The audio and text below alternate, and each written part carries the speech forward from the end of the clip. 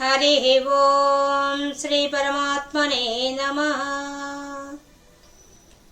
శ్రీ నారాయణ భట్టు గారు రచించినటువంటి శ్రీమన్నారాయణంలో ఈరోజు మనం 58వ దశకానికి వచ్చాం. 58వ దశకం.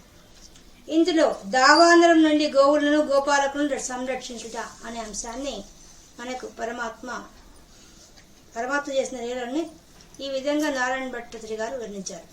ఇదే భాగవతంలో ఉన్న విషయాన్ని చెప్పారు. ఇందులో ఉన్న విషయం ఏంటంటే, ఈ ప్రలంబాసురుని సంహరించే సమయంలో వీళ్ళంతా గోపాలుడు, కృష్ణుడు, కృష్ణ పరమాత్మ, బలరాముడు అందరూ కలిసి ఆడుకుంటుంటే, అంటే ఆడుకుంటున్నారు. ఆటల్లో భాగంగా ప్రలంబాసురుని బలరాముడు సంహరించాడు. ఈ అడావుల్లో వాడున్న సమయంలో ఈ ఆవులన్నీ కూడా బృందావనం చుట్టూ చాలా అడవులు ఉన్నాయి. దాదాపు 12 అడవులు దాకా ఉన్నాయి. అన్ని అడవులు ఉంటే వీళ్ళు బాగా పచ్చిక వదిలేసి వాళ్ళు ఆడుకుంటున్నారు. అవి పచ్చిక మేస్తూ ఇంకా ముందుకు పోయే పచ్చిక కనిపించింది.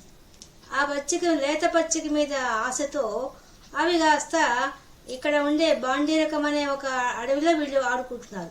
ఇక్కడ ఉన్నారు. ఆ బాండీరకం అనే వటవృక్షం కింద ఆడుకుంటున్నారు. ఈ అడవిని వదిలేసి వేరే అడవిలోకి అడుగు పెట్టేసాయి. అది కూడా ఐషికము అనే అడవి. ఆ అడవిలోకి అడుగు పెట్టేసి అక్కడికి పోయిన తర్వాత ఏమైంది, అసలు అప్పుడు ఎండాకాలం, బాగా ఎండలు విపరీతంగా ఉన్నాయి. దానికి తోడు వాడికి దాహం ఎక్కువైపోయింది. అందుతోడు అక్కడ దావాగ్ని వచ్చేసింది. ఆ ఎండకు తట్టుకోలేక ఒక పక్క దాహము, దిక్కుదర్శన పరిస్థితులు అంబారావం చేసాయి అన్నీ. ఆ అంబారావంతా వీళ్ళకు ఆడుకుంటున్న వీళ్ళకు స్పృహ వచ్చింది. అంటే గమనించారు, ఎక్కడి నుంచి అరుస్తున్నాయి ఆవులు, ఇక్కడే కదా తింటున్నాయని చూస్తే అక్కడ ఉండవు. అప్పుడు వాళ్ళు ఎక్కడికి వెళ్ళాయని చెప్పేసి అందరు కలిసి ఎతుకుతూ వాటి యొక్క కాలి గిట్టలను బట్టి అవి తిన్న పచ్చి గడ్డి ఎక్కడ సగం కొరికిన పరిస్థితి చూసుకొని ఆ దారిలో అంతా వెతుక్కుంటూ గోపాలుడు, కృష్ణ పరమాత్మ అందరూ పోతారు. పోతే అవి ఐషికము అనే ఒక అడవిలో కూర్చో ఉంటాయి. అక్కడి నుంచి అరుస్తుంటాయి. పైన దాహం ఎక్కువైపోయింది, తాగడానికి అక్కడ ఏం లేవు, అందుకని అరుస్తున్నాయి. వీళ్ళు వెళ్ళేసరికి వీళ్ళందరూ పోయిన సమయంలోనే ఉన్నట్టుండి ఆ అడవిలో కార్చిచ్చు వచ్చి దావాగ్ని వచ్చి చుట్టూ కమ్ముకొని వచ్చేసింది. వాళ్ళ మీదకి వచ్చేసింది. దావాగ్ని అంతా దానికే అంటుకుంటుంది, పైన అంతటా వ్యాపిస్తుంది. అలా వ్యాపించి చుట్టూ వచ్చేసింది. ఇంకా దిక్కుదోదు. అప్పటిదాకా అవి అరుస్తున్నాయి, నీరసం వచ్చి నీరు లేక ఆవులు అరుస్తున్నాయి. ఇప్పుడు ఈ గోపాలు కూడా పెద్ద కేకలు వెళ్ళడం మొదలు పెట్టేశారు. ఎందుకని ఆ జ్వాలాగ్ని తట్టుకోలేక, వేడి సెగగా తట్టుకోలేక వాళ్ళు కూడా కేకలు పెట్టడం మొదలు పెట్టేశారు. కృష్ణ పరమాత్మ రక్షించు అని చెప్పి అనేక విధాలుగా స్తోత్రం చేశారు. అప్పుడు కృష్ణ పరమాత్మ, సరే మీరందరూ కళ్ళు మూసుకోండి అని చెప్పి కళ్ళు మూసుకున్న తర్వాత కొంతసేపు మీద కళ్ళు తెరవమంటాడు. తెరిచేసరికి వాళ్ళందరూ పోయి ఎక్కడి నుంచి అయితే వాళ్ళు వచ్చేసారో ఆ బాండీరకం అనే ఆ అడవిలోనే ఆ చెట్టు కింద చేరిపోతారు అందరూ, ఆవులతో సహా. ఆ దావాగ్ని కాస్త కృష్ణ పరమాత్మ తాగేస్తాడు. దీన్ని మళ్ళీ భాగవతంలో మనకు గ్రీష్మ ఋతువు వర్ణన, వర్షాకాలం వర్ణన, శరదృతువు వర్ణన అని అంత వివరంగా ఉంది. దాన్ని కలిపి ఈ కథ ఇది చెప్తూ, దేనువులు రక్షించిన విషయం చెప్తూ, ఆ దావాగ్ని నుంచి రక్షించిన విషయం చెప్తూ, మళ్ళీ శరదృతువు, ఆ గ్రీష్మ ఋతువు, వర్షాకాల ఋతువును కూడా వర్ణించిన విధానాన్ని కూడా మనకు నారాయణ భట్టు గారు భాగవతంలో ఉన్న అంశాన్ని ఈ యొక్క దశకంలో చాలా చక్కగా వివరించారు. ఎలా వివరించారో, ఏం చెప్పారో చూసుకుంటూ పోదాం. త్వయి విహరణలోలే బాలజాలై ప్రలంబ ప్రమథన సవిలంబే దేనవ స్వైరచారా తృణకుతుక నివిష్టా దూరం చరంత్యః కిమపి విపిన ఐషికాఖ్యామేషాం బభూవు అని మొదటి శ్లోకంలో చెప్తున్నారు. ఏం చెప్తున్నారు? త్వయి విహరణలోలే, స్వామి నువ్వు ఏం చేశావు, ఆ యొక్క బాండీరకం అనే ఒక ప్రాంత వటవృక్షం కింద కూర్చొని విహరించావు. బాలజాలై, ఆ యొక్క గోపాలతో కలిసి హాయిగా విహరిస్తున్నావు. అప్పుడు ప్రలంబ ప్రమదన, ఆ ప్రలంబాసుని సంహరించడం అనే కార్యక్రమం, ఆడుకోవడం అనే కార్యక్రమం అవన్నీ మీరు చేశారు. ఆ సమయంలో సవిలంబే, అప్పుడు ఆలస్యం అయిపోయింది. దాంట్లో పడి ఆ కార్యక్రమంలో పడిపోయి మీరు గమనించలేదు. ఏంటిది? ధేనవ స్వైరచారాహ, అక్కడున్న ఆవులన్నీ కూడా యథేచ్ఛగా తిరుగుతున్నాయి. తృణ కుతుకని వినివిష్ట ఏం చేశాయి? తృణం అంటే గడ్డి, లేత పచ్చి గడ్డి కోసంగా కుతుకం ఇంట్రెస్ట్, అవి తినాలనే ఉత్సాహంతో, ఇచ్ఛతో, కోరికతో అవి కాస్త దూరం చాలా దూరం వెళ్ళిపోయినాయి. చరంత్య చాలా దూరం ప్రయాణించి వెళ్ళిపోయినాయి. కిమపి ఒకనొక విపినం అడవిలో గడిపినాయి. అది ఐషికాఖ్యం ఈశాం బభూహు. ఆ యొక్క ఐషికము అనే ఒక అడవిలోకి ప్రవేశించారు కదా స్వామి. అవంతా ఏం చేశాయి? మీరంతా ఈ ప్రలంబాసుని చంపడం ఈ కార్యక్రమంలో మీరుంటే పాటికి అవి యథేచ్ఛగా విహరిస్తూ నేరుగా పోయి ఆ కొత్త ఇంకో అడవిలో ప్రవేశించేసాయి. ఐషికం అనే ఒక అడవిలోకి ప్రవేశించాయి కదా స్వామి అని స్తోత్రం చేస్తున్నారు ఈ శ్లోకం ద్వారా నారాయణ భట్టు గారు. అనధిగత నిధాగ క్రౌర్య బృందావనం తాత్ బహిరిముపయాతాః కాననం ధేనవస్తాః తవ విరహ విషణ్ణా ఊష్మల గ్రీష్మతాపా ప్రసర విసరత్ అంబస్యాకులాః స్తంభమాపుః. అనిధగత నిధాగా, ఈ విధంగా వాటికి తెలియదు ఎక్కడికి పోతున్నాయో, అవి ఊహించలేదు. అవి ఎటువంటి ప్రాంతానికి గడ్డి మీద ఆశతో వెళ్ళిపోయినాయి గాని అది ఎటువంటి ప్రదేశం అని గాని అక్కడ కృష్ణుడికి దూరం అవుతున్న విషయాన్ని గాని అవి పట్టించుకోలేదు, వెళ్ళిపోయినాయి.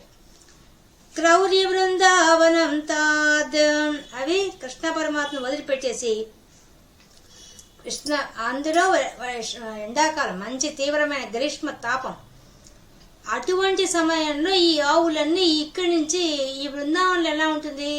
కృష్ణ పరమాత్మ ఉన్నాడు కాబట్టి అక్కడ ఎండ ఎక్కువగా ఉన్నా చల్లగా ఉంటుంది.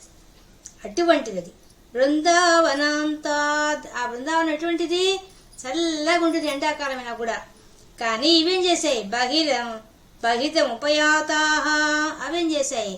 బయటికి ఇదం కాననం, బయట ఉండే ఇంకో అడవులకి, ఈ బృందావనం ఉండే ప్రాంతంలో ఉండే వనాలు ఉంటే పర్వాలే, కృష్ణ పరమాత్మ ఉన్న వనం అయితే పర్వాలేదు, అది విడిచేసి దూరంగా వెళ్ళిపోయింది. దేనవస్థాః అయ్యం కారణం, అటువంటి అడవులకి అవి కాస్త ఉపయాతాః ప్రవేశించేసాయి. తవ విరహ విషణ్ణ, నిన్ను వదిలిపెట్టే పరమాత్మ నిన్ను వదిలిపెట్టావనే ఒక విరహ వేదన అనుభవించేవి. మరియు ఊష్మల గ్రీష్మతాప, వేడి గాలి ఎదుగుతున్నది ఆ ఎండకి, అటువంటి తాపాన్ని గ్రీష్మ తాపం, ఆ ఎండాకాలంలో వచ్చే తాపాన్ని అవన్నీ భరిస్తున్నాయి. ప్రసర విసరత్ అంబస్యాకులాః, అంబం అంటే నీరు, ఒక పక్క దాహం అవుతోంది, ఆ నీరు తాగడానికి నీళ్లు అక్కడ లేవు, ఒక పక్క దాహం, ఒక పక్క కృష్ణ పరమాత్మ వదిలిపెట్టాను విరహం, ఇంకో పక్క ఎండ తాపం, ఎన్నింటితో అవి ఆకులాహ విలవిల్లాడిపోయినాయట, అల్లాడిపోయినాయట, అయిపోయి స్తంభమాపుహు, అవి నిశ్చేష్టమైపోయినాయట, ఏమి దిక్కుదోసిన స్థితికి వెళ్ళిపోయినాయట. ఏం చేయాలో అర్థం కాల వాటికి, ఎక్కడికి పోవాలా ఏం చేయాలో ఏం అర్థం కాని స్థితికి వెళ్ళిపోయినాయట. ఒక పక్క కృష్ణ పరమాత్మ దూరం కావడం, ఇంకో పక్క ఎండ తీవ్రంగా ఉంది, దానితో దాహం, నీరసం, అన్ని బాధలు ఒక్కసారిగా వాటికి చుట్టుకున్నాయట. అలా ఉన్నాయి కదా స్వామి ఆవులన్నీ. తదను సహయాయోర్ దూరమన్మన్విష్య సౌరే గలిత సరణి ముంజారణ్య సంజాత ఖేదం పశుకులం అభివీక్ష్య క్షిప్రమానే తుమారాత్ త్వయి గతవతి హి హి హి సర్వతోర్గ్నిర్జుంభ్రే. తదను సహ, ఆ తర్వాత ఆ యొక్క అవన్నీ చాలా దూరం వెళ్ళిపోయి వేరే అడవిలో వెళ్ళిపోయాయి కదా. ఈ విషయం వాటి చేసిన ఆర్తనాదం వల్ల తెలిసిపోయింది. ఆ ఎండ వల్ల నేటి దాహం వల్ల వెలువళ్ళు నడిపి అంబారావం చేసాయి, ఆ శబ్దాలంతా వాడికి వినిపించాయి. అప్పుడు నీతో సహయో నీతోటి గొప్ప వాళ్ళందరూ కలిసి దూరం అన్విష్య అంటే అన్వేషించారు, ఎతికారు, ఎక్కడికి పోయినా ఈ ధ్వనులన్నీ ఎక్కడి నుంచి అరుస్తున్నాయని చెప్పి వాళ్ళు ఎత్తుక్కుంటూ పోయారు. సౌరే, నువ్వు సూర్యవంశానికి సంబంధించిన వాడివి. గలిత సరళి, అప్పుడు అర్థమైపోయింది ఇవి దారి తప్పి ముంజారణ్య సంజాత ఖేదం, ముంజారణ్యం అనే ఒక అడవిలోకి ప్రవేశించేశాయి, దానివల్ల వీటికి దుఃఖం వచ్చింది అనే విషయాన్ని తెలుసుకున్నారు. పశుకులం అభివీక్ష్య, అప్పుడు ఆ పశువులన్నింటినీ చూశాడు. చూచి క్షిప్రమానేతు మారాత్, వాటన్నిటిని కూడా ఆ ఆవులన్నింటినీ కూడా వెంటనే రక్షించాలి. క్షిప్రం వెంటనే, ఆనేతు రక్షించాలి, మరియు ఆరాత్ వెనక్కు తీసుకురావాలి అనే ఉద్దేశంతో త్వయి గతవతి, నువ్వు వెళ్ళావు కదా స్వామి, హే హి అయ్యో అయ్యో అయ్యో సర్వతోగ్నిర్జృంభే, చూస్తూ ఉండంగానే దావాగ్ని పుట్టి అందరినీ ఆక్రమించేసింది. అందరూ వాటిని రక్షించడం కోసం వాళ్ళు వెళ్ళారు. అదే సమయానికి ఆ అడవిలో పెద్ద దావాగ్ని వచ్చి వాళ్ళ చుట్టూ వచ్చి అలువుకుంది ఆ దావాగ్ని. సకల హరితి దీప్తే ఘోర భాంగార భీమే శకిని విహత మార్గా అర్ధదగ్ధాయు ఇవార్తా అహహ భువన బంధో పాహి పాహీతి సర్వే శరణముపగతస్త్వాం తాపహర్తారమేకం. సకల హరితి, అన్నిటినీ హరించుకుంటూ వస్తున్నది ఆ దావాగ్ని. చుట్టూ ఉండే వాటినంటే కాల్చుకుంటూ వస్తోంది. దీప్తే, భయంకరమైన జ్వాల వస్తోంది. ఘోర భాంకార భీమే, పెద్ద పెద్ద చప్పుడు చేస్తూ అన్ని చుట్టూ ఉండేవాడిని కాల్చుంటే ఏమవుతుంది, శబ్దాలు వస్తాయి కదా, చిట్టపట శబ్దాలతో సహా వస్తూ అవి భాంకార భీమే, భయం కనిపించి పెద్ద శబ్దాలతో అది ఆ దావాగ్ని అలుముకుంటున్నది. సిఖిని, అటువంటి పెద్ద జ్వాల. బెహత మార్గ, బయటపడడానికి దారలేదు. ఎందువల్ల చుట్టూ వచ్చేసింది. పైన నిప్పు వచ్చినప్పుడు ఏమవుతుంది, పొగ కూడా విపరీతం అయిపోతుంది. చుట్టూ ఉండే అడవి అంటే చెట్లు కదా, చెట్ల పచ్చివి కదా, అవి కాలే కొద్ది దాంట్లో నుంచి పొగ విపరీతంగా వస్తుంది. ఒక పక్క పొగ కమ్ముకు వచ్చేసింది, ఇంకో పక్క నిప్పు వచ్చేసింది. అంతటా వ్యాపించిపోయింది, రెండు అలుముకుంటున్నాయి. అప్పుడు విహిత మార్గ, వాళ్ళు ఎట్టు పోవాలో దిక్కు దోసలే, వాళ్ళకి దారి కనిపిస్తే కదా పోవడానికి. చుట్టూ అగ్ని ఉంది, చుట్టూ పొగ ఉంది, ఎట్లా పోతారు బయటికి.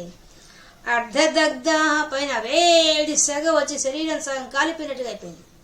ఇవా వలే ఆర్తాహ, పెద్దగా ఆర్తితో వచ్చేశారు.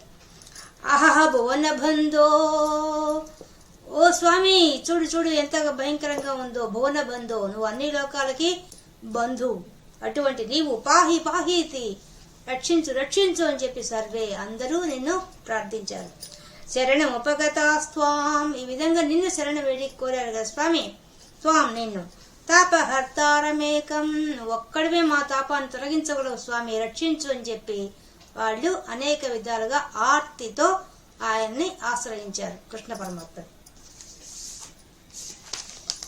అలమలమతి భీత్యా సర్వతో మీలయధ్వం దృశమితి తవ వాచా మీలితాక్షేషు తేషు క్వను దహనోసౌ కుత్ర ముంజాటవీసా సపది వృతిరేతే హంత భాండీరదేశే.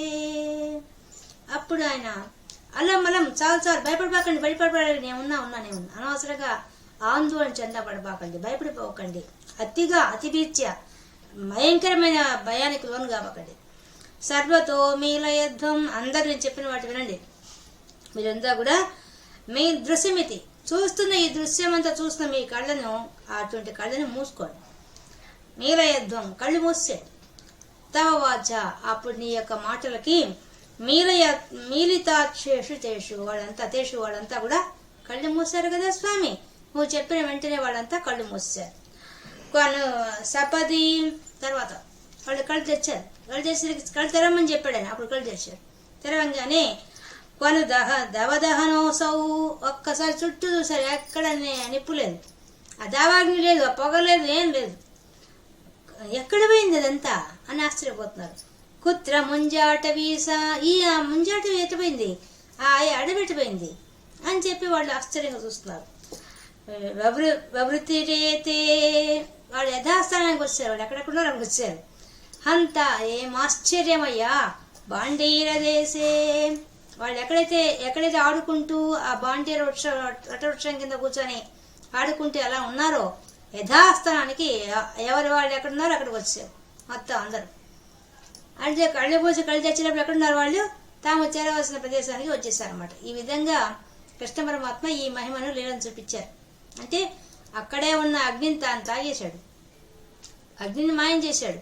మళ్ళీ వాళ్ళకై వాళ్ళు అక్కడి నుంచి నడిచి రావాల్సిన అవసరం లేకుండా ఆవుల్ని దూడల్ని మళ్ళీ గోపాలని అందరినీ కూడా ఒకేసారి వాళ్ళు కలిసి ఎక్కడున్నారు, వాళ్ళు ఎక్కడైతే వటవృక్షం కింద ఆడుకుంటున్నారో, ఎక్కడైతే మొదట ఆవులు మేస్తున్నాయో అందరూ అక్కడికి వచ్చారు. ఈ లీల చేసి చూపించాడు ఆయన వాళ్ళకి.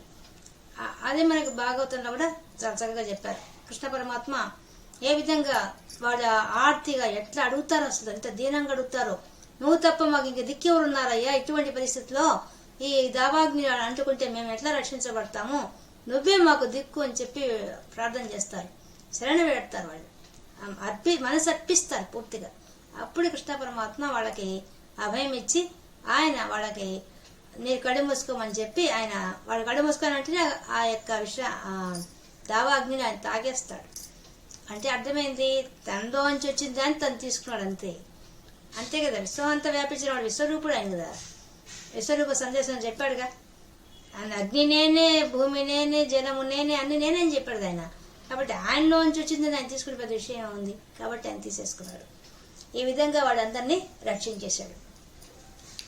జయ జయ తవ మాయాకేయమిసేతి తేషాం నుతిభిరుదితహాస బద్ధనానా విలాసః పునరపి విపినాంతే ప్రాచర పాటలాది ప్రసవ నికర మాత్ర గ్రాహ్య ఘర్మానుభావే. ఇంకా వర్ణిస్తున్నారు. ఇక్కడి నుంచి భాగవతంలో ఉన్న రకంగా వర్ణిస్తున్నారు. జయ జయ, జయము జయము కృష్ణ, కృష్ణ నీకు జయము జయము అని చెప్పి తవ మాయాకేయమీసేతి, నీ మాయని ఇంత అంత అని చెప్పగలమా, ఎవరికి సాధ్యం అవుతుందయ్యా.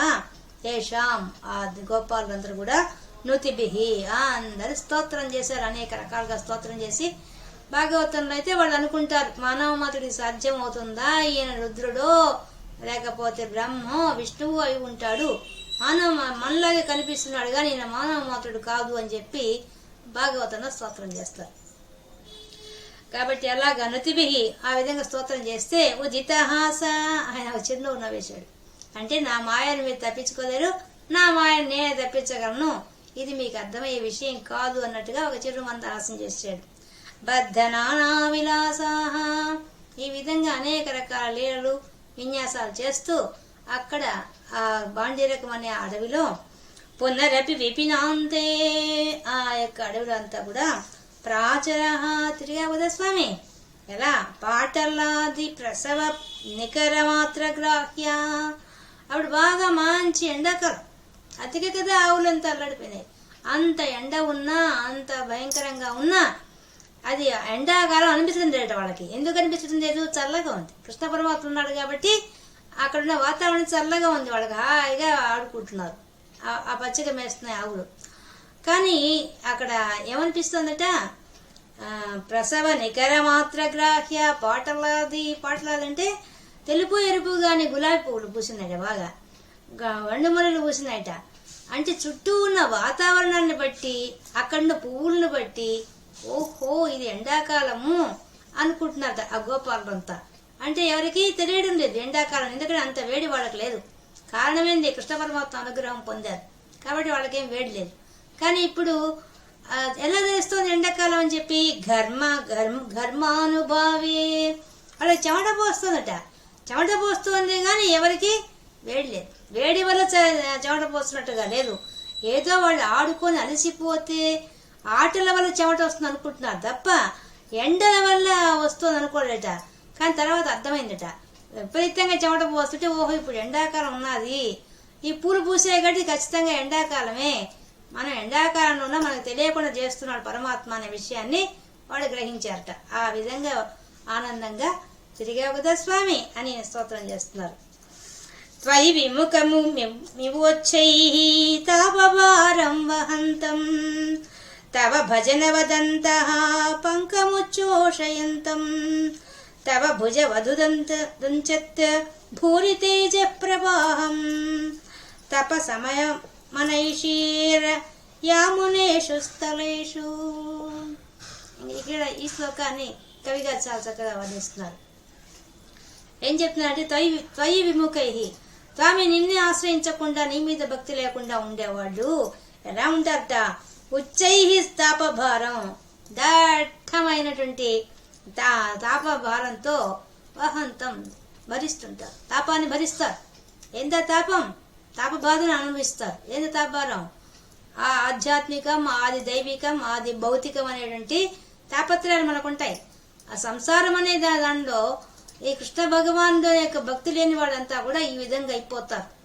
అలాగే దాంతో పోలుస్తున్నాడు. ఏది, ఆ ఎండాకాలం నుండి సూర్య భగవానుడి యొక్క తేజస్సు గురించి ఈ శ్లోకంలో అద్భుతంగా వర్ణిస్తున్నారు కవి గారు. ఏమని, ఏ విధంగా గ్రీష్మకాలంలో వచ్చే ఆ సూర్యుని యొక్క ప్రతాపం వల్ల అందరూ తప్పించబడతారో, ఎవరు తప్పించబడతారట? కృష్ణ పరమాత్మ భక్తులు కాని వాళ్ళందరూ తప్పించబడతారట. ఆ ఎండాకాలం తాపంలాగా, ఆ సూర్య భగవాన్ యొక్క తాపంలాగా అని చెప్తున్నాడు. అంటే సూర్య భగవాన్ యొక్క తాపము సహజంగా ఎండాకాలంలో అందరూ తప్పిస్తారు. కానీ ఎవరు ఎక్కువగా తప్పిస్తారట? భగవంతుడికి భక్తులు కాని వాళ్ళందరూ తప్పిస్తారట. భగవంతుడి భక్తులైన వాళ్ళు ఏమవుతారట? తవ భజన వదంత పంకముచోషయంతం. వాళ్ళు ఏమైపోతారు? సూర్య భగవానుడు వచ్చిన ఏమైపోతుంది? ఎక్కడెక్కడ నీళ్ళంతా ఆయన లాగేస్తాడు. ఎండాకాలం అంతే కదా, ఆ ప్రకృతి ధర్మం అంతే కదా. ఆయన ఎక్కడెక్కడ నీళ్ళంతా లాగేసేసి ఆ నీటిని మళ్ళీ మనకు వర్షాకాలంలో వర్ష రూపంలో ఇస్తుంటాడు. ఇలా చేసుకుంటే ఎలా చేస్తాడు ఆయన? ఇప్పుడు మనకు లలితా శాస్త్రం చెప్పినట్టుగా సంసార పంక నిర్మగ్న సముద్ధరణ పండిత అన్నట్టుగా ఇక్కడ ఆ విషయం చెప్తున్నారు. ఆ పంకం అంటే బురద, బురదతో కూడిన నీరు ఉందంట. ఆ నీటి ఆ బురదనంతా శోషింపజేస్తున్నాడు సూర్య భగవానుడు ఆకాశంలో తన ఎండ తీవ్రత వల్ల. అలాగే నిన్ను నమ్ముకున్న భక్తులందరికీ కూడా ఈ పంకం, ఈ భవరోగం, భవం అనే పంకం, పుట్టడం చావడం సంసారం అనే పంకం నుంచి ఉద్ధరిస్తావు నువ్వు అట్టాంటి వాడి తండ్రి. ఆ సూర్య భగవానుడు ఏ విధంగా అయితే ఆ నీటితో కూడిన బురదలో ఉండే నీటిని లాగేసేసి శోషింపజేస్తున్నాడో, అలాగే నువ్వు కూడా ఏం చేస్తావు? నీ యందు భక్తి కలిగిన వాళ్ళకి వాళ్ళ యొక్క తాపత్రయాన్ని నువ్వు శోషింపజేస్తావు. పుట్టడం చావడం అంటే ఆ పంకం, ఆ బురదలో నుంచి రక్షిస్తావు. అంటే ఎట్లా? ఇప్పుడు బురద ఉంది, బురద ఊపి ఉంది, ఊపిలో పోయి పడ్డామనుకోండి ఇంక బయటకు వచ్చేదేం ఉండదు, లోపల మునిగిపోతూనే ఉంటావు, బయటకు వచ్చేదేం ఉండదు. అదే సంసార పంక నిర్మగ్న సముద్రణ పండిత అంటే ఆ సంసారంలో ఉండే ఆ పంకం, ఆ బురద ఏం చేస్తుంది? ఆ ఊపిలోకి లాగేస్తుంది. పుట్టడం చావడం అని ఆ కర్మలో ఇరుక్కుపోతాం. కానీ ఎప్పుడైతే మనం భగవంతుడిని ఆశ్రయిస్తామో ఏమవుతుంది? పంక ఏ విధంగా అయితే, బురద ఏ విధంగా అయితే సూర్య భగవానుడు వేడి వల్ల ఆ బురదలో ఉండే నీరంతా ఆయన లాగేశాడు. అప్పుడు ఆ బురద ఏమైపోతుంది? పొడి పొడి అయిపోతుంది. పొడి పొడి అయిన దాంట్లో నుంచి బయటికి రావడం సర్వం కదా భక్తుడైనవాడు. అట్లాంటి వాడు భగవంతుడు. ఆ సూర్యకిరణాలు ఏ విధంగా శోషింపజేస్తాయో బురదని, అలాగా నువ్వు భక్తుల యొక్క హృదయాల్లో ఉండే తాపత్రయాలంటే ఒక బురదని కాస్త పాపమన్నంతా కూడా శుభ్రం చేసేసి ఆ బురదలోంచి బయటకు వచ్చే రకంగా నువ్వు అనుగ్రహిస్తావు స్వామి అని ఈయన స్తోత్రం చేస్తున్నారు. తవ భుజ వదుతుంచద్భూరి తేజ ప్రవాహం. స్వామి నువ్వే విధంగా అయితే నీ యొక్క బలపరాక్రమం, నీ యొక్క భుజములతో నీ భుజములు విజృంభించి పరాక్రమం ప్రదర్శిస్తూ ఉంటాయి, రక్షిస్తూ ఉంటాయి ఆర్తులని. అలాగా ఈ సూర్య భగవాను యొక్క తేజస్సు కూడా నీ యొక్క భుజబలంలాగా బాగా విస్తారంగా వ్యాపించి కూర్చోందయ్యా అని చెప్తున్నాడు.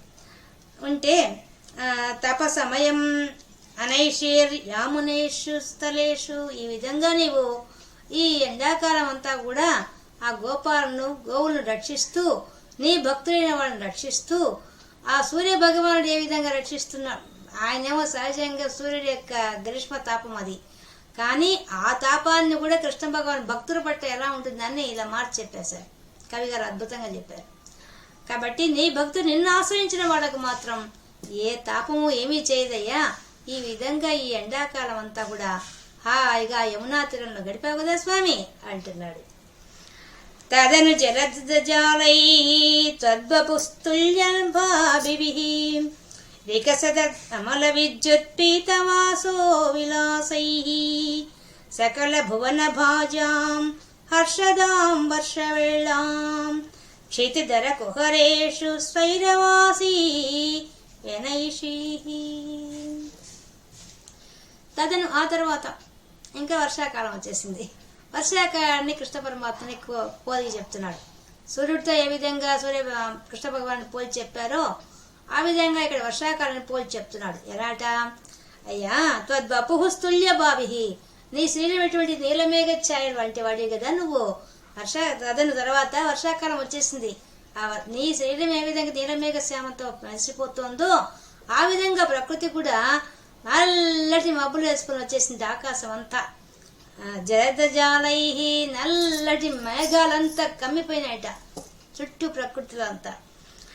వికసద్ అమల విద్యుత్ పీత వాసో విలాసై, స్వామి నువ్వు ధరించినటువంటి ఆ పట్టు పీతాంబరం, పసుపచ్చని పట్టు పీతాంబరంతో ఎలాగైతే నువ్వు మెరిసిపోతుంటావో ఆ విధంగా ఆకాశంలో అంతా నల్లని ఆ మబ్బుల మధ్యలోంచి ఆ విద్యుత్ అంటే మెరుపు తీగలు, ఆ మెరుపు తీగలు దగదగా మెరిసిపోతూ ప్రకాశిస్తున్నాయ్యా. ఈ విధంగా వర్షాకాలం వర్ణిస్తున్నారు. కాబట్టి నీ యొక్క పట్టు పీతాంబరాల్లాగా ఉన్నాయి ఆ విద్యుత్, ఆ యొక్క మెరుపు తీగలు. సకల భువన భాజాం హర్షదాం వర్షవేళాం. ఆ వర్షాకాల సమయంలో ఈ విధంగా సమస్త ప్రాణులంతా కూడా హాయిగా ఆనందంగా హర్షదాం ఆనందంతో ఉన్నాయి. ఎందుకు? ఆ ఎండ వేడి తాపాన్ని తప్పించిపోయిన సమస్త జీవరాశి అంతా కూడా అబ్బా వర్షం పడిందిరా నాయన అని చెప్పి ఎంతో ఆనందపడ్డారు. అప్పుడు నువ్వేం చేశావు? క్షితిధర కుహరేషు. క్షితిధరం అంటే పర్వతం యొక్క గుహల్లో, ఆ గోవర్ధన పర్వతం, అక్కడ చాలా పర్వతాలు ఉన్నాయి బృందావనంలో. ఆ పర్వతాల గుహల్లో పోయేసి స్వైరవాసి యథేచ్ఛగా తిరుగుతున్నట. వ్యనేషీహి, గడిపావు కదా స్వామి, వర్షాకాలంతో ఇలా గడిపేసావు కదా ఆనందంగా హాయిగా ఆ గోపాలతో గోవులతో కలిసి ఆ యొక్క కొండ గుహల్లో అంతా విహరిస్తూ హాయిగా కాలక్షేపం చేసావు కదా స్వామి ఆ వర్షాకాలం అంతా. ఈ విధంగా నీలాగే ప్రకృతి ఉందయ్యా. ఆ నీలమేఘ శ్యామలమైన నీవు నీ శరీరంలాగా ఆ చుట్టూ ఉన్న ప్రకృతి నల్లని మేఘాలు కమ్మిందని, నీళ్లు పసుపచ్చని పట్టు వస్త్రం ధరించిన ఆ విధంగా మెరుపు తీగల ఆకాశంలో ప్రకాశించాయ్యా అని పోలిక చెప్తూ ఈ యొక్క శ్లోకాన్ని చెప్పారు నారాయణ భట్టు గారు. కుహరతల నివిష్టం త్వాం గరిష్టం గిరీంద్రః శకికుల నవకేకా కాకుభిః స్తోత్రకారీ స్ఫుట కుటజ కదంబ స్తోమ పుష్పాంజలిం చ ప్రవిదద్ అనుభేజే దేవ గోవర్ధనోసౌ. అటువంటి ఆ గోవర్ధన పర్వతంలో నువ్వు కూర్చొని ఉంటే కుహరతల ఆ గుహల్లో పోయి కూర్చొని ఉన్నాడు హాయిగా. నివిష్టం త్వాం గరిష్టం గిరీంద్రః, అక్కడ కూర్చోంటే ఆ గోవర్ధన పర్వతం అట కృష్ణ పరమాత్మ సేవ చేయాలనుకుందట. ఎందుకు? ఇంత మహాత్ముడు వచ్చి నా గుహలో కూర్చో ఉన్నాడని చెప్పి ఆయనకు ఆతిథ్యం ఇవ్వాలి, ఆయనకు పూజించాలి, ఆరాధించాలని చెప్పి అనుకుందట. ఈ కవిగారు చెప్తున్నారు.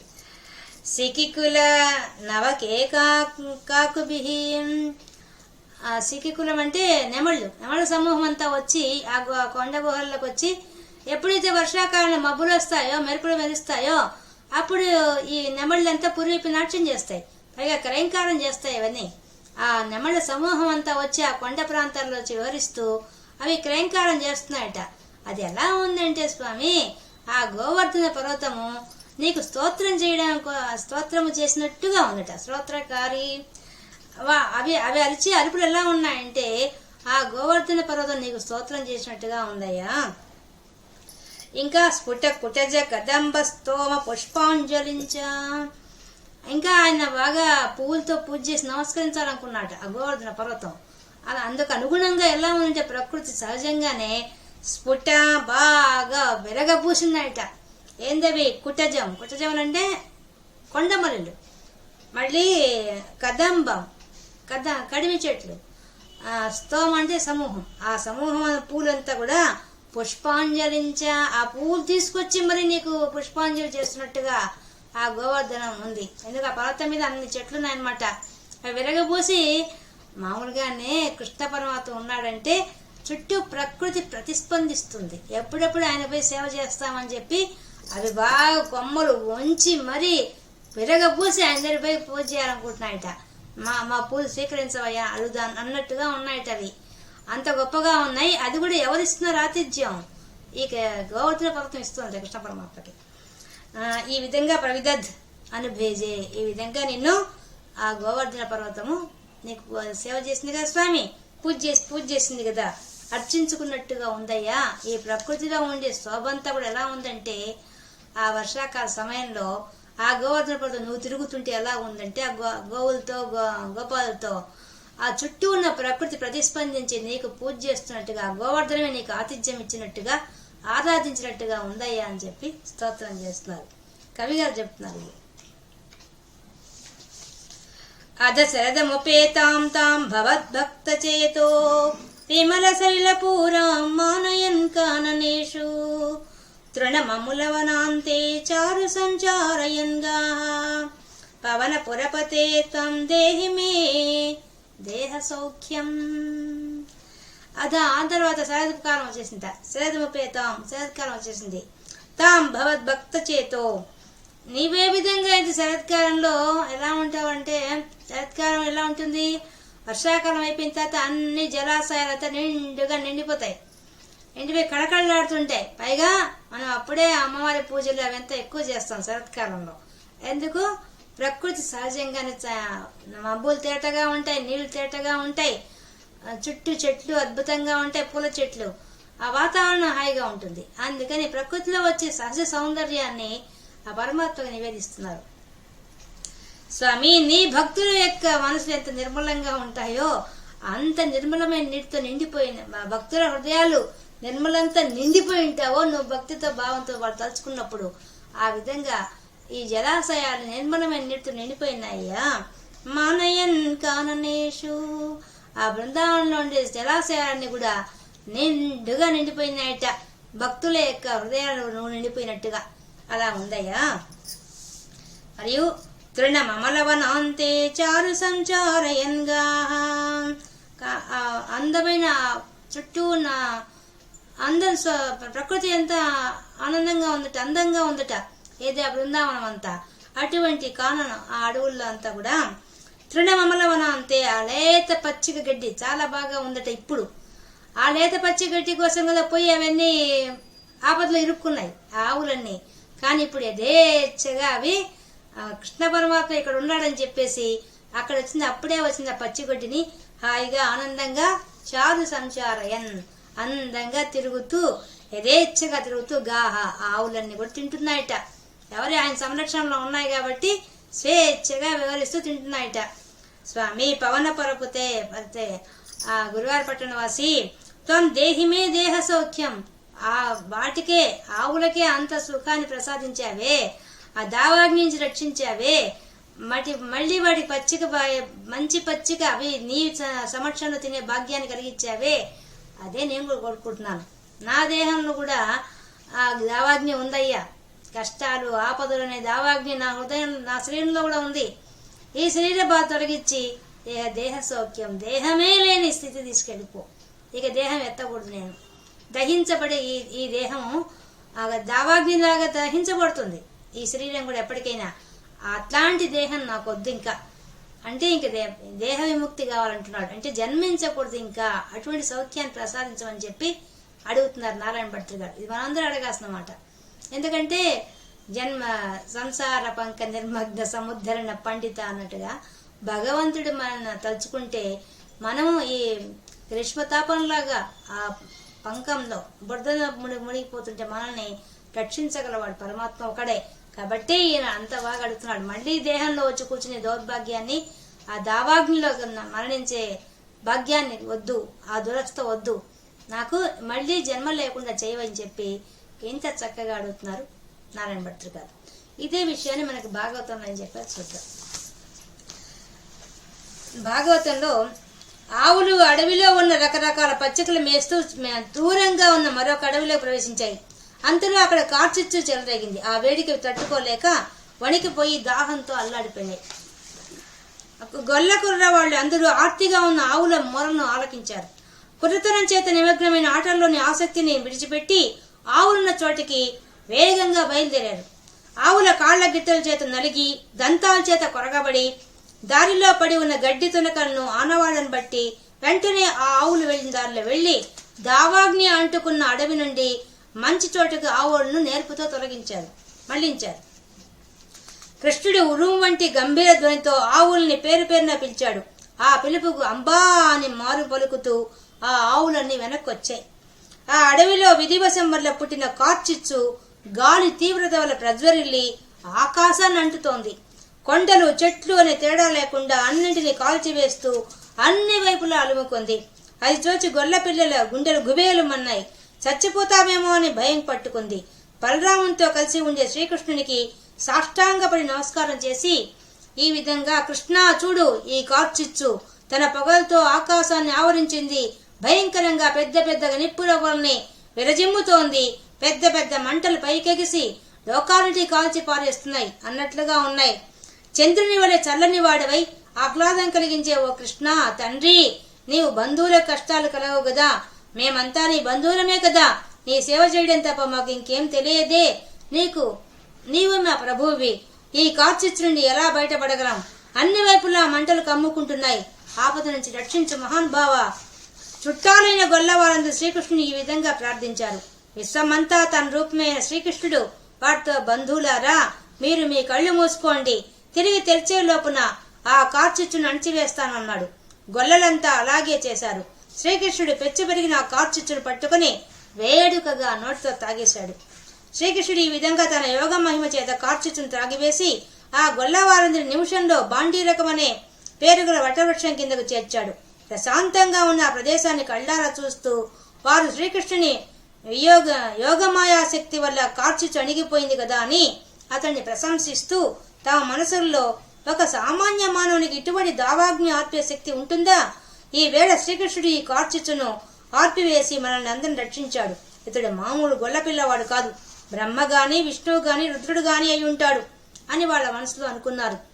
సాయంకాలం శ్రీకృష్ణుడు బలరామునితో కలిసి వేణువు ఊదుతూ ఉంటే వాళ్ళంతా ఆనందంగా చుట్టూ చేరారు. తర్వాత వర్షాకాలం నుంచి వర్ణించాలి, చాలా అద్భుతంగా వర్ణించారు. చేలు దున్నుకుంటూ జీవించే రైతులకు ఆనందం కలిగిస్తూ వానాకాలం వచ్చింది. తూర్పు గాలులు ఎక్కువ అయ్యాయి. ఇంద్రధనుస్సు అని కనిపించింది. సూర్యుని చుట్టూ ఆవరించిన గాలి గుడిగట్టింది. ఉత్తరాన మెరుపులు మెరుస్తున్నాయి. మగులు దక్షిణంగా సాగుతున్నాయి.